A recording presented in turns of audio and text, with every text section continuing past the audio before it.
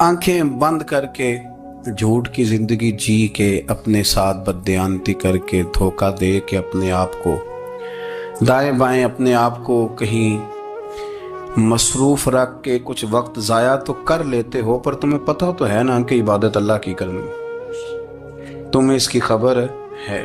मेरे रसूल पाक अलैहि वसल्लम ने फरमाया, बंदा अल्लाह के सबसे करीब उस वक़्त होता है जब वो सजदे की हालत में होता है। किसके करीब होता है? अल्लाह के सबसे करीब होता है।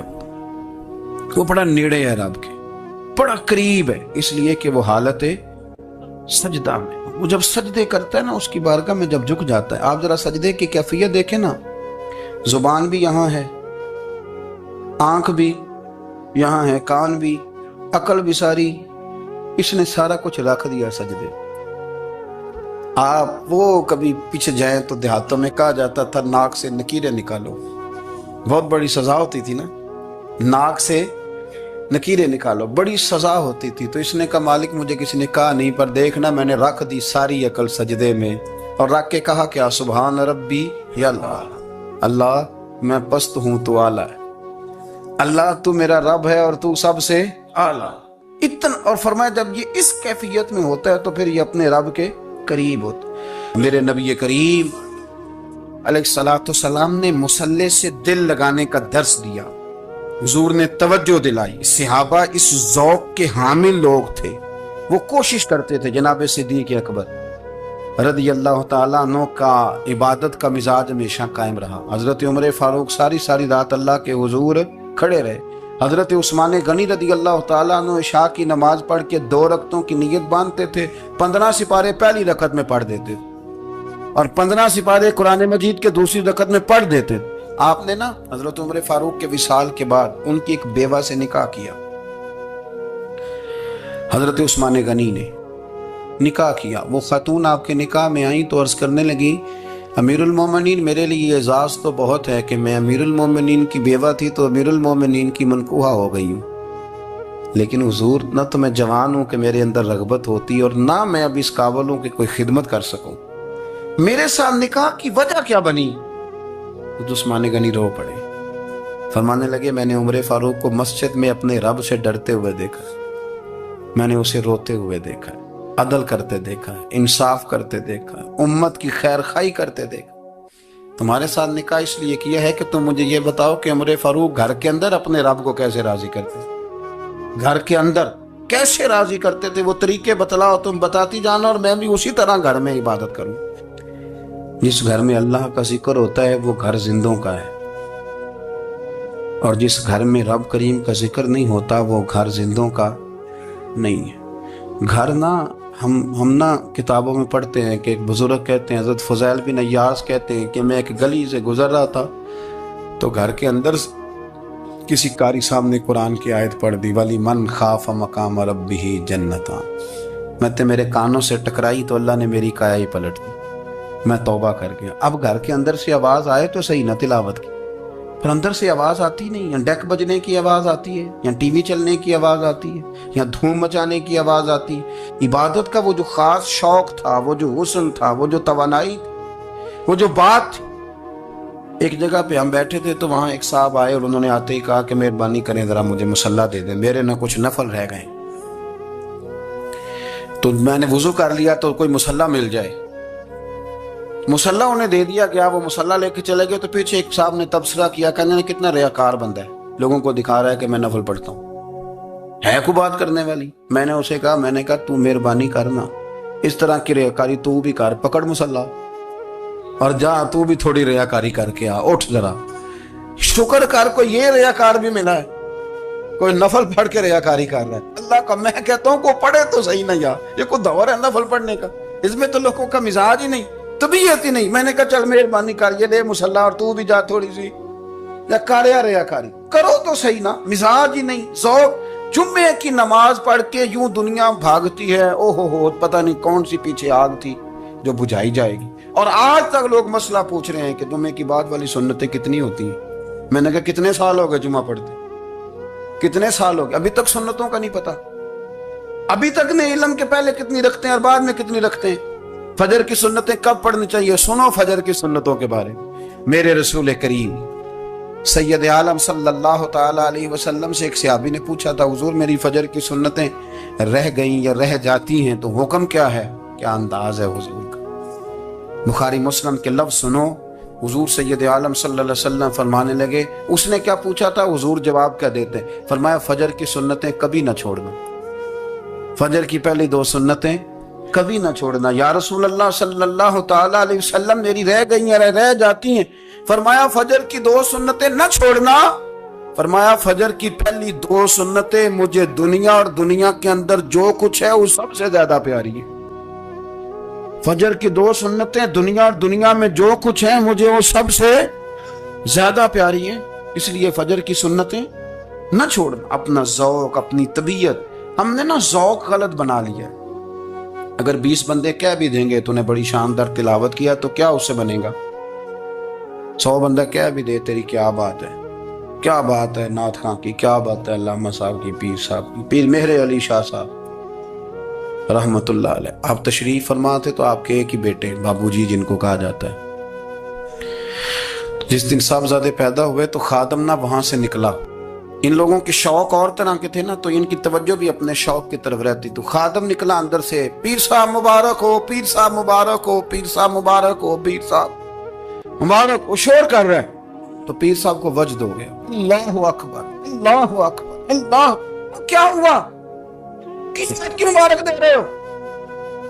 اس کی حضور اللہ نے بیٹا دی ہے. تو آپ فرمانے لگے اچھا حضور آپ کیا ہوا؟ آپ تو پریشان ہو گئے. فرمانے لگے جب تو نے 3 دفعہ کہا نا مہر علی کو مبارک ہو تو میں سمجھا تھا شاید تجھے کسی نے بتا دیا ہے کہ مہر علی سے اللہ راضی ہوگی. میں سمجھا تھا کہ شاید تو یہ خبر لے کے آیا ہے کہ کسی نے بتایا ہے کہ مجھے آج خبر ملی ہے کہ مہر علی سے رب اچھا پتر ہوا ہے. الحمدللہ، اللہ کا شکر ہے. پر میرے لیے مبارک کا دن وہ ہوگا جب میرا رب کہے گا کہ میں مہر علی سے راضی ہوں. میرے محبوب کہیں گے کہ میں مہر علی سے. آپ بات کو سمجھیں. شوق ہی کسی اور طرف تھا، دل ہی کہیں اور لگا ہوا تھا، طبیعت ہی کہیں اور مائل تھی. کوئی وظیفہ پوچھتے تھے تو پڑھتے تھے وہ لوگ، کچھ اللہ اللہ انہیں بتائی جاتی تھی تو کرنے کا ذوق رکھتے تھے. طبیعت تھی، قائل تھے. حضرت ربیع کہتے ہیں میں بڑی دور سے سفر کر کے گیا حضرت اویس کرنی سے ملنے، بڑی دور سے. اور جب میں پہنچا تو فجر کا وقت تھا. تو حضرت اویس کرنی کو میں نے پا لیا تو وہ نماز پڑھ کے نا قرآن شریف لے کے بیٹھ گئے. فرماتے ہیں اشراق چاشت کا وقت ہوا تو نفلوں کی نیت باندھ لی. محدث ابن الجوزی نے لکھا ہے، فرماتے ہیں پھر جب زوال کا وقت ہوا تو مسجد میں جھاڑو دینے لگ گئے. زور کی نماز پڑھ کے تو عصر کی تیاری تک وہ مسجد میں بیٹھے رہے. اور میرے نبی پاک علیہ السلام نے فرمایا جو نماز کے انتظار میں بیٹھا ہو وہ نماز ہی میں ہے، وہ نماز ہی میں ہے. فرمایا میری دنیا، میری امت کی جو رہبانیت ہے نا وہ اتنی ہے کہ نماز کا انتظار کرے. اذان کے بعد نماز کا یہ راہب ہے، یہ اس وقت چھوڑ کے بیٹھے ہیں سارا کچھ. فرماتے ہیں عصر تک انہوں نے اللہ اللہ کی، پھر مغرب تک کی. عشاء کی نماز ہوئی تو نماز پڑھی تو وہ تھک گئے. اب مجھے وہ فارغ ہوں، مصلی چھوڑے تو میں ملاقات کروں نا. کہ آپ حیران نہ ہو کہ اتنی دیر بندہ کیسے اللہ اللہ کر. ہم نے کی نہیں نا اس لیے ہم پریشان ہیں. جو عادی ہوتے ہیں وہ کر بھی لیتے ہیں. وہ یہ کام، میری بات کی سمجھ آ رہی ہے؟ جب جاتے ہو کسی دفتر میں تو 8 گھنٹے کھڑے رہ لیتے ہو نا، مجبوری ہوتی ہے تو کھڑے رہا جا سکتا ہے. پاسپورٹ کے دفتر بولیے، امیگریشن کی لائنوں میں، اور میں نے تو ایمبیسیوں میں بندے 12 گھنٹے پہلے جا کے کھڑے دیکھے. رہ لیتے ہیں کھڑے. تو اگر ان کاموں کے لیے رہا جاتا ہے تو اللہ رسول کے لیے بھی کھڑے رہا جا سکتا ہے. تو فرمانے لگے کہ جب عشاء کی نماز کے بعد آخر انسان تھے، تھک گئے، نیند کا غلبہ ہوا تو تھوڑی ایسے آنکھ بند ہوئی تو کھلی تو رونے لگے. حضرت ویسے کرنی رو کے کہنے لگے مالک مجھے غافل تو نہ کر، ابھی میں نے کیا بھی کچھ نہیں، دن ختم ہو گیا، کوئی نفل نہیں، کوئی اللہ اللہ نہیں، اللہ مجھے غافل نہ کر، میری مدد فرما. فرماتے ہیں جب وہ روئے تو میرے ساتھ جو شخص تھا میں نے کہا اٹھو چلیں. کہنے لگا حضور ملنا نہیں. فرمایا جو میں لینے آیا تھا وہ مجھے مل گیا ہے، جو میں ان سے سیکھنے آیا تھا وہ مجھے نصیب ہو گیا، اب اور میں نے کیا لینا، ختم ہو گئی بات، اٹھو چلیں. اللہ کے بندوں نے حضرت ربیہ بن کعب اسلمی رضی اللہ تعالیٰ عنہ فرماتے ہیں کہتے ہیں جب بنو قریظہ اور بنو نذیر یہودیوں کے ساتھ حضور علیہ السلام نے جنگ کا اعلان فرمایا تو وہ دشمن ہو گئے. ہمیں خطرہ تھا کہ وہ رات کو کہیں محبوب کو تکلیف نہ دیں، تو کچھ لوگ نا تلواریں لے کے نبی پاک کے دروازے پہ پہرے داری کرتے تھے. گن مین رکھنا حرام نہیں، اگر کسی کو واقعی خطرہ ہو تو اس کے لیے سنت بھی ہے. حضرت علی المرتضیٰ تلوار لے کے حضور کے گھر کا پہرا دیتے تھے. حضرت ربیعہ بن کعب اسلمی رضی اللہ تعالیٰ عنہ فرماتے ہیں کہ رات میری ڈیوٹی تھی کہ میں حضور کے گھر کا پہرا دوں گا، تو فرماتے ہیں میں باہر سن رہا تھا، ساری رات ہی میرے نبی پاک نے اللہ کی تسبیح پڑھی. ساری رات، کبھی تسبیح، کبھی تحلیل، کبھی تحمید، کبھی تکبیر، ساری رات. فرماتے ہیں ساری رات حضور پڑھتے رہے اور ساری رات ہی میں سنتا رہا. مجھے اونگ آ گئی، میری آنکھ لگ گئی، حضور ابھی پڑھ رہے تھے، میں تھک کے سو گیا. اور فرماتے ہیں جب میری آنکھ دوبارہ سے کھلی تو میرے کانوں میں پھر کوئی چیز گونجی، تو میں نے کان لگایا تو میرے حبیب ابھی بھی اللہ کو یاد کر رہے. ساری رات حضور رب کی عبادت کرتے. اسی لیے تو کہا یا ایھا المزمل قم اللیل الا قلیلا، حبیب ساری رات تو نہ جاگا کر، تھوڑا آرام بھی کر لیا کر. میرے بھائی اپنا مصلی، اپنی عبادات، اپنے وظائف، اللہ اللہ جو آپ نے کسی سے سیکھی ہے اس کو کبھی کمزور نہ ہونے دیں. شجرہ شریف جو کسی بزرگ سے آپ لے لیتے ہیں تو کیا رسم ہے کوئی؟ اس پہ کچھ لکھا ہوتا ہے، وہ پڑھنے کے لیے دیا جاتا ہے. اس پہ لکھا ہوتا ہے کہ یہ اللہ اللہ آپ نے کرنی ہے. انسان پر اگر کوئی شخص نیکی کر دیتا ہے، احسان کر دیتا ہے، تو انسان اس کے سامنے پھر گردن نہیں اٹھا سکتا. یار یہ میرے مشکل وقت کا دوست ہے، اس نے میرے ساتھ نیکی کی ہے، کبھی بھی گردن نہیں اٹھائے گا، جھکا کے رکھے گا. تو اگر عام کوئی نیکی کر دے تو اس کے سامنے انسان کبھی گردن نہیں اٹھاتا. تو جو رب ساری نعمتیں عطا فرمائے، جو کہے کہ تیری تخلیق میں نے کی، تجھ سے پہلوں کو بھی پیدا میں نے کیا، تیرے لیے زمین کا بچھونا بھی میں نے بچھایا، آسمان کی چھت بھی میں نے لگائی، تیرے لیے زمین سے ساری اناج کو، پھل کو، کھیتیوں کو نکالا بھی تیرے لیے. اب تو اس طرح کر کہ تو میری عبادت کر، تو میری بارگاہ میں جھک جا. بہت سارے نشے لوگوں کو لگے ہوئے ہوتے ہیں. ہر آدمی کوئی نہ کوئی نشہ کرتا ہے. کوئی دولت کا کرتا ہے، کوئی شہرت کا کرتا ہے، کوئی اپنی تعریف کا نشہ کرتا ہے. دو چار لوگوں سے تعریف سن کے مطمئن ہو جاتا ہے. ناراض تو نہیں ہو گیا اس جملے سے؟ آپ کرتے ہیں لوگ دولت کا نشہ بھی. یہ جب نقصان ہوتا ہے تو بندے بیمار نہیں ہو جاتے؟ پیسے ڈوب جاتے ہیں تو لوگ بیمار نہیں ہو جاتے؟ تو اس کا مطلب یہ ہوتا ہے کہ نشہ ٹوٹ گیا ہے. اب بہک ہوئے ہیں نا تھوڑے سے تو کانپتے ہیں، تڑپتے ہیں، پریشان. نشہ ہی اسی طرح ہی کرتا ہے نا، نہیں ملتا تو پریشان ہوتا ہے. یہ سارے نشے ہیں، مختلف قسم کا نشہ. اب مانتے نہیں اس بات کو، تسلیم نہیں کرتے، کیونکہ تسلیم کرنا بڑا مشکل کام ہے. اس کے لیے تو بڑی ساری چیزیں جو ہیں وہ دبوچ کے اور بڑی سارے رستے پھلانگ کے آنا پڑتا ہے. تو بڑا مشکل ہے ماننا، ورنہ کرتے ہیں ہم. ہمارا مزاج ہے. یہ گھومنے پھرنے کا، دنیا دیکھنے کا بھی ایک نشہ ہے. یہ بہت ساری باتیں کرنے کا بھی ایک نشہ ہے. گپ شپ کا بھی ایک نشہ ہے. دو چار لوگوں کی جب تک پگڑیاں نہ کھول لیں، بعض لوگوں کو نیند نہیں آتی. یہ غیبت کا، چغلی کا، بددیانتی کا، یہ بھی ایک نشہ ہے. اس پر ملا رومی رحمت اللہ نے بڑا کلام لکھا ہے. وہ کہتے ہیں مانگ کے کھانے کا بھی نشہ ہے. مانگ کے کھانے کا بھی نشہ ہے. وہ کہتے ہیں کہ ایک بھیک مانگنے والی خاتون تھی تو بادشاہ کے پاس بھیک مانگنے آئی تو بادشاہ کو پسند آ گئی، اس نے شادی کر لی. اب اس کو عادت تھی بھیک مانگ کے کھانے کی، تو وہ کنیزوں سے کہا کرتی تھی کہ فٹافٹ نہ روٹی لے کے آیا کرو، میں 2-3 دفعہ مانگوں تو پھر لایا کرو. کیونکہ ایک نشہ ہے نا، تو میں مانگوں 2-4 دفعہ تو پھر. تو انسان بہت سارے نشے کرتا ہے، یہ مانتا نہیں. یہ موبائل، یہ فیس بک، یہ سارے نشے ہی ہیں. اپنی فوٹو لگا لینا، سارا دن اسی کو دیکھتے رہنا. اور بڑے بڑے سیانے بندے جو وزادار ہیں، بڑے وزادار لوگ ہیں، لیکن وہ بھی سنجیدگی کے قائل نہیں، اس طرح کے نشوں کا شکار ہیں. یہ سارے نشے ہیں جو ہم نے پال لیے. ہمارے صوفیاء، ہمارے بزرگ فرماتے ہیں کہ تم اس طرح کرو، اگر سارے نشوں سے بچنا چاہتے ہو تو سجدے کا نشہ شروع کرو. سجدے کا نشہ شروع کرو. یہ نا اقبال کہتے ہیں، عطار ہو، رومی ہو، رازی. آپ بات کو سمجھیں، عطار ہو، رومی ہو راضی ہو غزالی ہو کچھ ہاتھ نہیں آتا بے آہ سحر گاہی. کہتے بہت بڑا صوفی ہو جیسے فرید الدین عطار تھے، بہت بڑا تصوف کا امام ہو جیسے امام غزالی تھے، بہت بڑا تفسیر کا استاد ہو جیسے امام رازی ہو، عطار ہو رومی ہو رازی ہو غزالی ہو، پر کچھ ہاتھ نہیں آتا بے آہ سحر گاہی. اگر سویرے اٹھ کے روتا نہیں نا اللہ کی بارگاہ، اگر تہجد نہیں نہ پڑھتا تو کچھ ہاتھ نہیں آتا بے آہ سحر گاہی. پھر اس کو کوئی چیز نصیب. میری بات کی سمجھ آ رہی ہے آپ حضرات؟ جب تک آپ سویرے نہیں اٹھتے، آپ اللہ اللہ نہیں کرتے، آپ کو نوافل کا چسکا نہیں، عبادت کا مزہ نہیں، فرمایا میری عبادت کرو، یہ شوق پیدا کرو، میں نے تمہیں پیدا کیا ہے. ہم لوگوں کے نشے مختلف نشے، بڑا عجیب رنگ ہے. محفل کی صدارت کرنے والے بڑے پیر صاحب، بڑے القابات، بیچ میں سے بندہ تلاش کرنے سے بھی نہیں مل رہا، اتنے بڑے لقب ہیں اس کے. لیکن وہ سج سنور کے 2.5 گھنٹے بیٹھا رہا محفل میں، اور نماز کا وقت آیا تو اس نے مختصر سی پڑھی، وہ نکل گیا. وہ ہلکے سے سجدے کیے.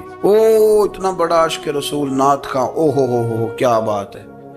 اور عشق رسول کا بہت بڑا پیغام پر، بہت بڑا مبلغ، اور بیچارہ سمجھ ہی نہیں سکا کہ اللہ کے رسول نے فرمایا تو نماز پڑھ میری آنکھیں ٹھنڈی ہو جائیں گی. تو یہ نشے کے عادی تو ہیں پر حقیقت کے قائل نہیں.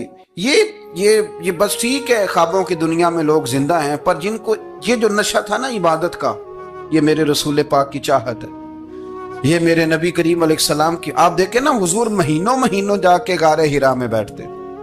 کیا وہاں تبلیغ کرتے تھے؟ کوئی کتاب لکھتے تھے؟ رسول کریم علیہ السلام مہینہ رہتے غار حرا میں. کوئی نہ مجھے دیکھے، کوئی نہ مجھے ملے. حضور یہاں کیا ہے؟ فرمایا میں اپنے رب کی عبادت کروں گا. نبی کریم علیہ السلام نے سجدوں کے ساتھ پتھروں اور پہاڑوں کو آباد کر دیا، سجدوں کے ساتھ. آپ کا سجدہ آپ کو بہت ساری چیزوں سے چھڑا لیتا ہے، یہ بہت ساری جگہوں سے جھکنے سے بچا لیتا ہے. صوفیاء اولیاء یہ کیا کرتے تھے؟ یہ سجدے کا ذوق ہی تو پیدا کرتے تھے. سجدے کا ذوق. شاہ عبد العزیز دباغ رحمت اللہ تعالی علیہ اپنے مریدوں سے فرمایا کرتے تھے کہ اگر تم پکے نمازی بن جاؤ نا، تہجد گزار ہو جاؤ، تو میرے پاس آنا جانا چھوڑ دینا. عرض کی حضور کیوں؟ فرمایا میں تمہارے اور رب رسول کے راستے میں رکاوٹ نہیں بننا چاہتا، اور میرا مقصود ہے تمہیں وہاں تک پہنچانا. جب پہنچ گئے تو پھر میری ضرورت ختم ہو گئی. ہاں کبھی وسوس آئے، شک پیدا ہو، تکلیف ہو تو آنا. بیت المقدس پر قبضہ تھا عیسائیوں کا، تو صلاح الدین بڑے پریشان تھے. بابا جی کہنے لگے پتر کیا ہوا؟ کہنے لگے حضور پتہ چلا ہے دشمن کے 2 بحری بیڑے اسلحہ لے کے آ رہے ہیں. مسلمان پہلے ہی کمزور ہیں، اور اب اگر 2 بحری بیڑے اور آ گئے تو حضور مسئلہ بن جائے گا. تو میں پریشان ہوں کہ کس طرح یہ کم مسئلے والی ہماری فوج ہے کیسے مقابلہ کرے گی. تو بابا جی کہنے لگے پتر اس طرح کرنا، آج رات تو بھی دعا کرنا اور میں بھی کروں گا. تو بھی دعا کرنا، آپ ناراض نہ ہونا. ہم تو پیروں والے ہیں، ہم تو پیروں کے نوکر غلام ہیں، ہمارا تو گزارا ہی نہیں، ہمیں تو ملتا ہے سارا کچھ وہاں سے. پھر میرا سوال یہ ہے کہ تعویذ لینے جاتے ہو، نفل کیوں نہیں پڑھتے؟ رات اللہ اللہ کیوں نہیں کرتے؟ یہ بھی تو ہمارے بزرگوں کا ہی طریقہ ہے، انہوں نے تو ہمیں سکھایا ہے. صلاح الدین ایوبی سے بزرگوں نے کہا کہ رات آج نا اللہ اللہ کرنا، تو میں تیرے لیے دعا کروں گا، تو بھی دعا کرنا. تو بندہ جب دکھی ہوتا ہے تو سجدہ کرتا ہے، تو پھر ہی تو مصلی بھیگ جاتا ہے، پھر ہی تو مزہ آتا ہے. سکھی بندہ تو کعبے جا کے نہیں روتا. دکھی تھے، تکلیف تھی، تو سر رکھا سجدے میں تو تڑپ گئے. اور وہ بابا جی کہتے ہیں میں مسجد آیا تو صلاح الدین چیخے مار کے رو رہا تھا اور کہہ رہا تھا مالک میں کوئی اپنی شان کے لیے تو نہیں نہ لڑ رہا، اللہ کو میں کوئی قبضوں کے لیے تو نہیں لڑ رہا، مالک تیرے لیے لڑ رہا ہوں، مجھے بے آبرو نہ کرنا، میری مدد فرمانا. کہتے ہیں میں آیا تھا کہ مسجد میں دعا کروں گا، پر صلاح الدین ایوبی کو روتے دیکھا تو میں لوٹ گیا. تو سویرے صلاح الدین ملے تو بڑے خوش تھے. میں نے کہا پتر کیا ہوا؟ کہنے لگے حضور وہ بحری بیڑے 2 آ رہے تھے نا اسلحہ لے کے، دونوں ڈوب گئے پانی میں. پانی میں ڈوب گئے تو بابا جی کہنے لگے صلاح الدین وہ پانی میں نہیں ڈوبے، وہ تیرے آنسوؤں میں ڈوب گئے، وہ غرق ہو گئے، وہ جو تو نے مسلح بات کیا تو وہ تیرے آنسوؤں میں ڈوب گئے، وہ غرق ہو گئے، وہ تباہ اتنے قیمتی تھے تیرے آنسو کے بہا لے گئے دشمن کے بحری بیڑوں کو۔ میرے بھائی ٹھیک ہو گیا جی، میرے عزیز سمجھ لیں اس بات کو ہمیشہ کے لیے، اور اس پر غور کر لیں اچھے طریقے سے کہ میرے رسول کریم سید عالم صلی اللہ علیہ وسلم نے نا ہماری توجہ دلائی، حضور نے ہمیں بتلایا، ہمارا ذوق بڑھایا عبادت کی طرف۔ ایک صحابی تھے حضرت ابو فاطمہ رضی اللہ تعالیٰ عنہ، یہ ترمذی شریف کی حدیث ہے۔ نبی پاک علیہ السلام نے فرمایا ابو فاطمہ قیامت کے دن مجھ سے جلدی ملنا چاہتے ہو کہ دیر کے ساتھ؟ تو کہنے لگے حضور کون ہوگا جو دیر سے ملنا چاہے گا، ہم نے تو جان دے دی وعدہ دیدار پر۔ اعلیٰ حضرت فرماتے ہیں جان دے دی وعدہ اور نقد اپنا دام ہو ہی جائے گا۔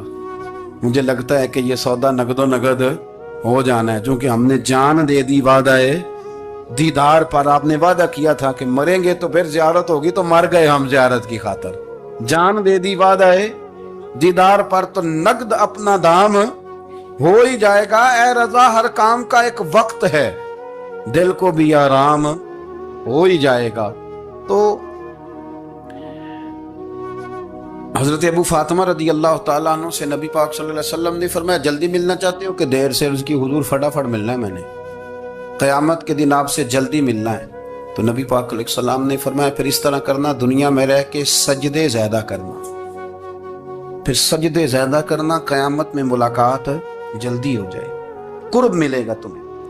اپنے بچوں کے اندر دیکھیں نا، ہم شوق پیدا کرتے ہیں، ہمیں صحیح لفظ نہیں بولنے آتے پر ہم بچوں میں شوق پیدا کرتے ہیں کہ پتر ڈاکٹر بن جائے گا تو بڑا نفع کرے گا، تو لوگوں کی خدمت کرے گا، ملک و ملت کی خدمت کرے گا، تیرے ابا کا نام روشن ہوگا، تیرے دادا کی تعریفیں ہوں گی۔ ہم یہ ذوق پیدا کرتے ہیں، ہم اپنے نوجوانوں کے اندر یہ فکر پیدا کرتے ہیں، انہیں ہم سمجھاتے ہیں کہ میاں جب تم پڑھو گے، محنت کرو گے تو فلاں آدمی کی طرح تمہارا نام ہوگا۔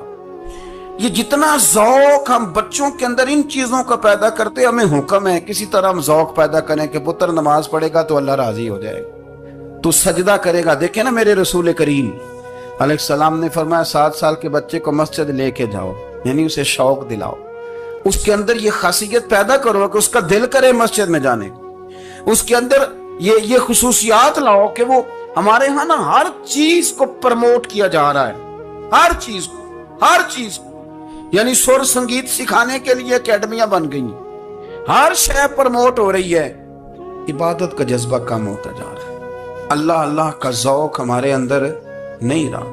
اور اتنا مشکل ہم نے اپنے لیے بنا لیا ہے کہ وہ بندہ جو بڑی زبردست مذہبی گفتگو کر رہا تھا اور تگڑی بات کر رہا تھا، کیا بات ہے، لیکن نماز کے بارے میں کمزوری دکھا جاتا ہے، نوافل کے بارے میں وہ چپکے سے نکل جاتا ہے۔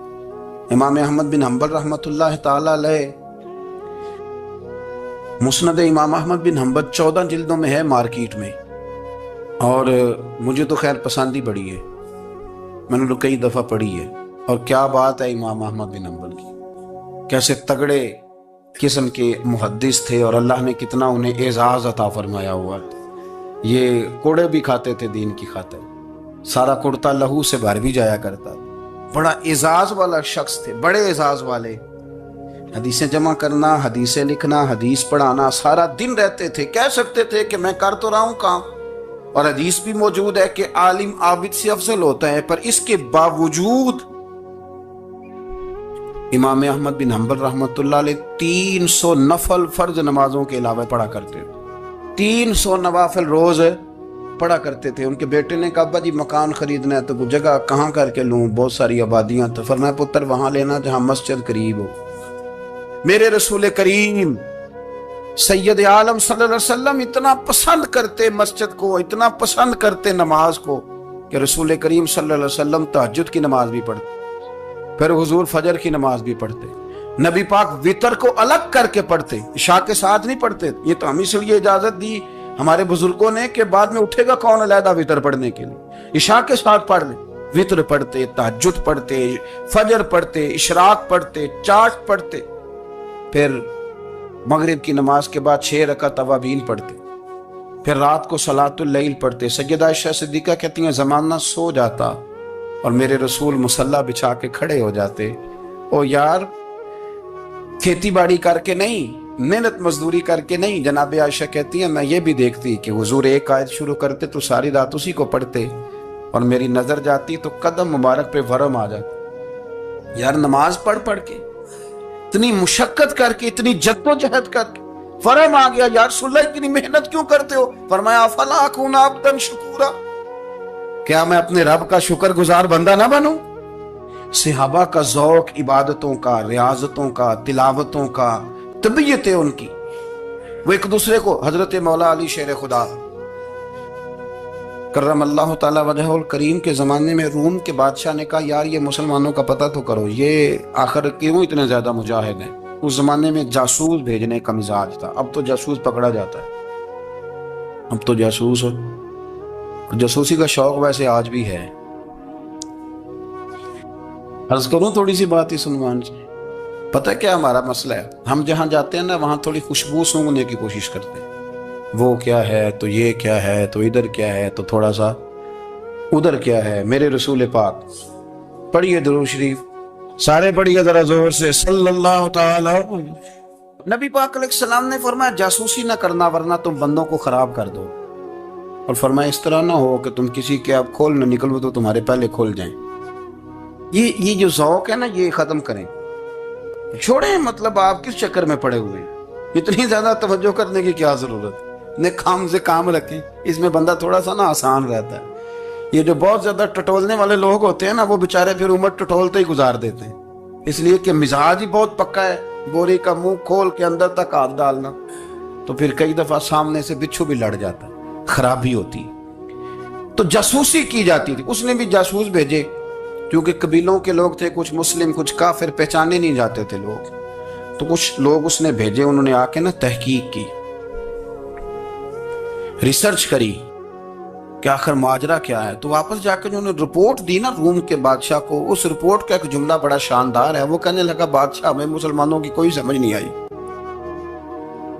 ہمیں کوئی سمجھ نہیں آئی. انہوں نے کہا کیوں نہیں سمجھ آئی؟ کہنے لگے یار عجیب بندے ہیں, جب رات مصلے پہ بیٹھتے ہیں تو یوں لگتا ہے ان کا دنیا سے رشتہ ہی کوئی نہیں, کوئی کسی کو نہیں جانتا. کوئی اپنے دکھ سنا کے رو رہا ہے, کوئی اپنی بات کر کے رو رہا ہے.